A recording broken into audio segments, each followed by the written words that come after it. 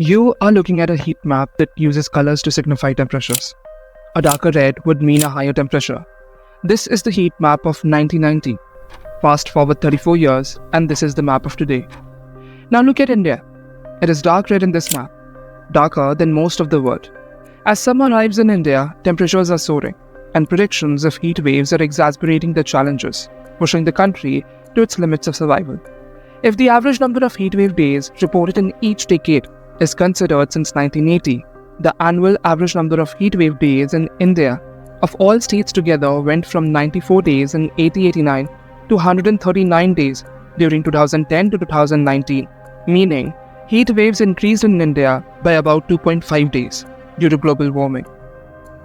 But why is India getting hotter year by year? And why is it experiencing more heat waves? India. It is in the grip of an extreme heat wave right now. The Indian Met Department has issued a heat wave warning for multiple states. A red alert has been issued for eastern India for the states of West Bengal, Odisha and Bihar. High temperatures are expected over the next 4 days at least. Temperatures in the capital Delhi topping 40 degrees Celsius. Temperatures in parts of the region are so high, it's not just uncomfortable, but unhealthy.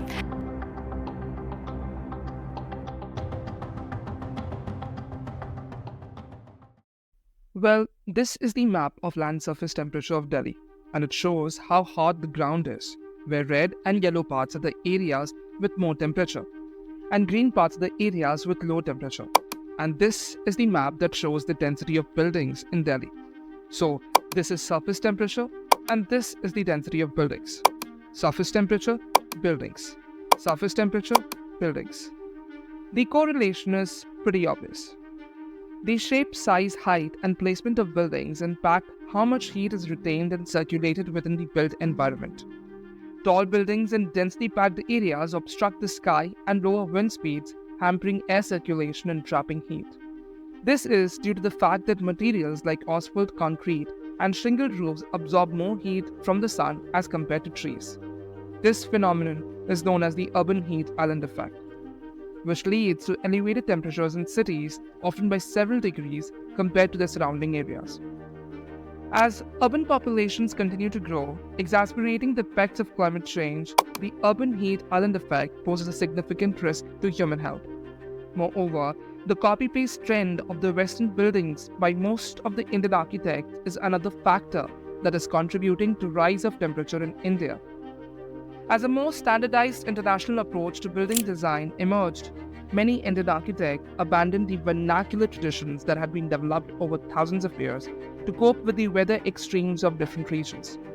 The shift was partly aesthetic.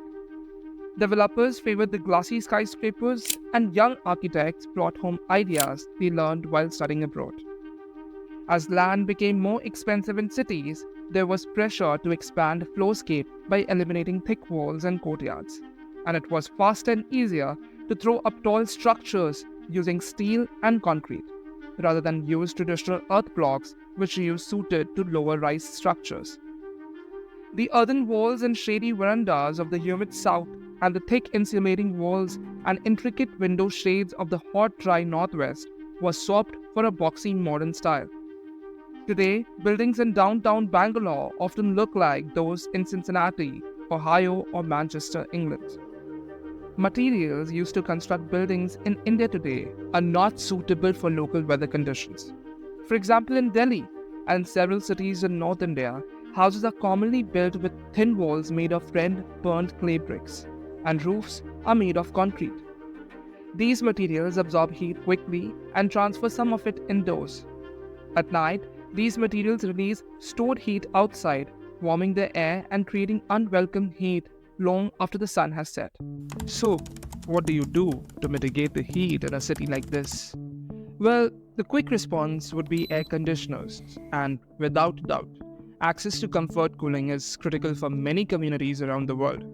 Cooling is not only important for enhancing the productivity, health, and well-being of people, but can, in some cases, be necessary for survival. So, as India faces more frequent and more intense heat waves, you might have considered taking the plunge and buying an air conditioning unit. But while you'd be thinking that it's cooling things down, it's actually doing the exact opposite. It's heating things up. Well, the technology needs lots of energy. In fact, cooling buildings accounts for 10% of our global electricity consumption, and that's bad news for global warming. It's a vicious loop. We cool the indoors, but we warm the outdoors, therefore generating the need for more If you cooling. look at the data, India's market for ACs is growing faster than almost anywhere else in the world. Between 8 and 10% of the country's 300 million households, that's home to 1.4 billion people, have an AC. But that number is expected to hit close to 50% by 2037. And as per reports by the International Energy Agency, which says that by 2050, India will have more than 1 billion ACs in operation. And this means more consumption of electricity and more emissions that warm the planet. Because in much of India, the energy guzzling technology is powered by fossil fuels. These emit lots of greenhouse gases, which make the atmosphere hotter. And nowadays, ACs have refrigerants running through their coils that absorb heat from the warm air.